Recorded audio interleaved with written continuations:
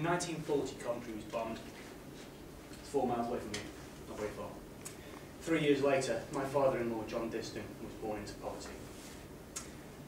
He struggled, he had a tough upbringing, and he eventually found himself in a job working for the Peugeot factory. It was tough, dirty work. He was on the track, which meant that he was labouring all day long. He was destined for much more, he just needed to connect to his talent.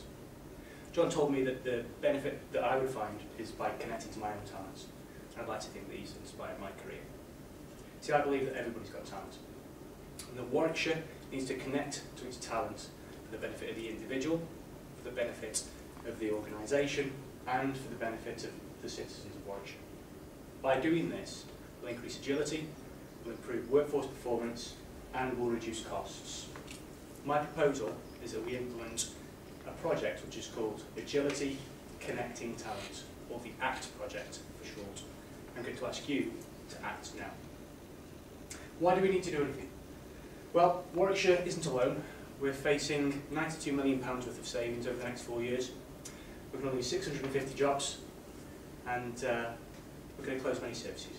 And it's going to be a big ask. The scale of the problem is huge. We've allocated £15 million over the next 4 years to cope with the redundancy and pension costs alone. £15 million. But at the same time, we spend £5 million a year on recruitment. Can't understand how that's so. Well, let me tell you. We lose 7% of our workforce every year when they decide they don't want to work for us anymore. In 2012-13, we lost 571 people when they resigned or retired, leaving us. Perhaps they felt that their talents were better used elsewhere. In fact, this is supported by our last staff survey that suggested that 70% of our workforce were dissatisfied with the opportunities to get a better job within the local authority. I believe that we can tackle these issues if only we act now. So how are we going to do this? My proposal is, with your agreement, that we'll implement a project over 4 years called the ACT project. That project comes with some bad news, unfortunately. It's going to cost you £293,000 in the first year to set it up. And ongoing costs, year by year, is going to run at £203,000. Pretty heavy investment. But what if I told you that by the end of this, I'd have delivered you a net cumulative saving of £1.4 million? You'll have better engaged staff, more succinct and more robust succession plans, and your performance will be maximised. Interested? I thought so. So what are we going to do? Well, the ACT project is a 4-stage talent management project which will seek to improve workforce agility, increase performance and reduce costs, and I'll tell you how. Stage 1 is about defining, identifying and tracking talent. It requires corporate boards to be really clear about what talent looks like within Warwickshire, to be really clear about how important it is for the organisation, and to be really clear about how it values talent within the organisation. It's going to take time and money to track this talent using a bespoke talent dashboard. There's no point saying what talent looks like unless we actually track it within the organisation. Stage 2 builds on Stage 1 by using this identified talent and saying, actually, how can we develop it? How can we actually take forward our talent and develop it into ways that we will be able to connect it to the rest of the organisation? It will mean managers will have to work with the ACT project team to say, okay, where is the talent, where are the development needs, what are we going to do with those development needs? How can we match those development needs with opportunities within the organisation? These are opportunities for coaching, shadowing, mentoring, and of course more formalised blended learning approaches. Putting these things together. Stage 3 really turns the dial on Stage 1 and 2 by rotating talent around the organisation. There's no point having talent there unless we're going to maximise it. We really need to rotate this around the organisation. People with good leadership skills are good leaders. They're not just good leaders of social work teams, they're not just good leaders in HR, they're not just good leaders of finance, they're good leaders. Let's rotate them around the organisation to get maximum benefit. Many organisations, according to the CIPD, have successfully implemented job rotation or talent rotation schemes, and as a result of that, they're producing high performance working. I believe that we can do that too. Stage 4 really takes advantage of our identified, developed and rotated talent by connecting it to opportunities within the workforce. These are opportunities where we may well have gone out to recruit, where we may well have gone out and done long-winded recruitment processes that actually have resulted in poor applications, or where we may well have gone out and said, you know what, we can't find anybody, let's go through interims, let's go through contractors to actually fill those vacancies. By putting these 4 programmes together, these 4 stages together, my suggestion is that we will reduce our voluntary turnover by 30 people per year. We will reduce our redundancies by 30 posts per year, and as a result of that, we won't have to undertake 60 recruitment campaigns per year. It doesn't sound like a lot. Together, that will save us £780,000 per year. £23,000 each we spend on each redundancy, if you include pension costs as well. So £780,000 a year. What's this got to do with John Diston? Well, connecting talent's nothing new. John was recognised as a hard worker. He was rotated around a personnel function. He implemented a pay and grading conditions review in Peugeot back in the 1970s. At his funeral last year, I was amazed by the amount of connections that John had made. Lots of people were there to say thank you, to thank him for putting them in contact with their own talents. John's talent wasn't in personnel or in HR. John's talent was in connecting people. I believe that we can improve workforce agility, we can improve performance, and we can reduce costs if we allow people to connect to their talent. I'm going to ask you to act now.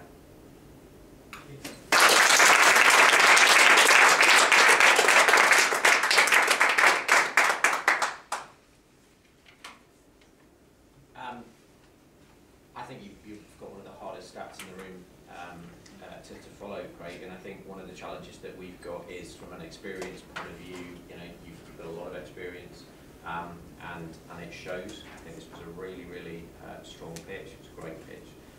It was very slick. Obviously, the beginning, the end, bringing it back round, so we understand the whole concept of what your idea is.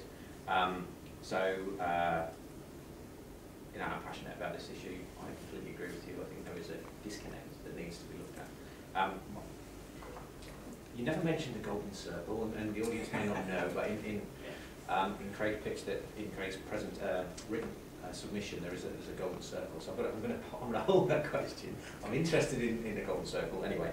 But I've got a practical question, which is one of the things to bring this to life would be to describe how it is actually going to work in the workplace. So can you give us a flavour for, you know, walk us through, if you will, how this will work? I get the numbers are, you know, undeniable. I understand the business benefits. You know, from a HR perspective, it all makes complete sense. It stacks up.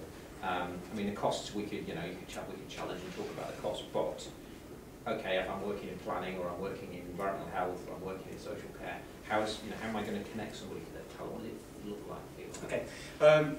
I've been doing something called viral change within my organisation for the last 6 months or so, which is in essence trying to build from the centre. Rather than doing something big bang, I've been saying actually, in my role within resources, which is a support function for the rest of the organisation, I've been doing this discreetly.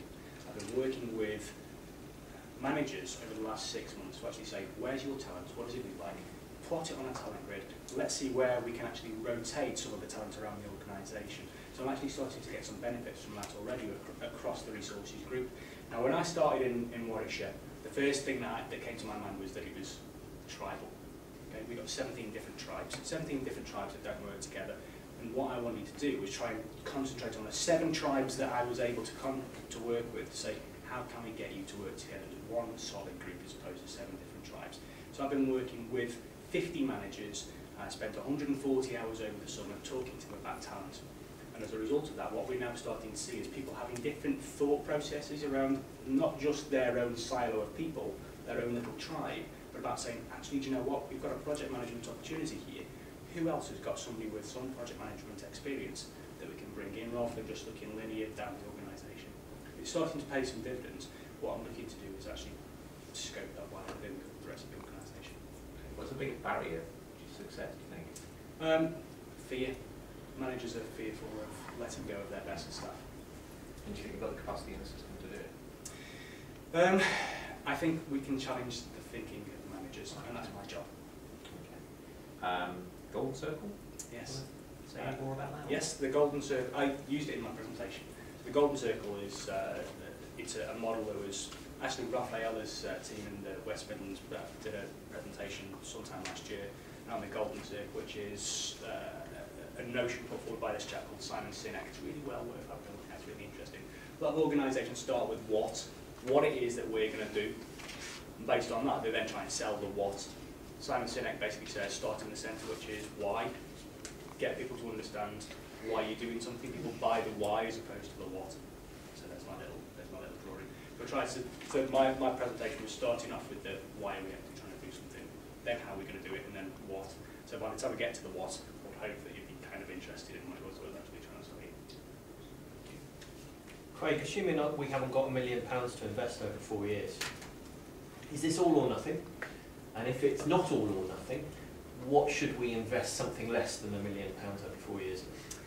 It's not all or nothing, and as I hope I was trying to get across with the piece of vital change I've been doing within the resources group, all it's cost so far within the 2,200 staff that I personally support is my time and manager's time. And actually, when you look at my cost breakdown, part of that investment is for the project manager to actually take forward that piece of work. Actually, that would be my time. I've already been doing that over the last 6 to 8 months anyway. So actually, I still think that we can get people thinking differently. At the end of what I'm calling a sort of talent conversation year, which comes to an end in April, by that point, if I've at least got managers to think differently about their own talent pools, then actually I've achieved something. Whether or not we then go the extra mile and say, right, okay, let's formalise this across the rest of the organisation and scope it up, actually I still think that if I've managed to change thinking, then I've achieved something. I was just going to, my question was, as similar to Jazz, are you going to do this? Are you going to pitch this to your senior people and take it forward? I already have. Yeah, and what was their feedback? My HRD was really interested and said actually it's something that we can take forward as part of our transformation programme. In terms of the smaller work you've already been doing, how have you convinced the manager of this team department over here to give up their own talent? What is the benefit for them of releasing someone? I can see the benefit for the department that's taking the talent in, but what is the benefit and how have you sold that to those? It's a quid pro quo. There will be a rotation. We need to have a rotation. We need to change the culture within the organisation. By having these linear structures and by having these linear silos means that what we'll do is we'll lose 650 people over the next 4 years.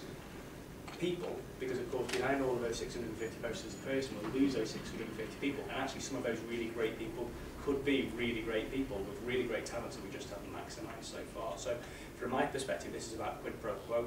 Actually, yes, you will let go of some of your best people, but you know what, you'll get some really great people back as well. Thank you. And my final point, just really to ask you a question whether you have or not, if you haven't had a look at it, have you seen what Sunderland Council have been doing? No, I haven't. Okay. Well, but I have had a look at Manchester. Manchester did something called M People, which is really good. Yeah, someone did a whole kind of redeployment and zero redundancies and literally shift people's talent into jobs and support them, switch program. So that's definitely worth a look at.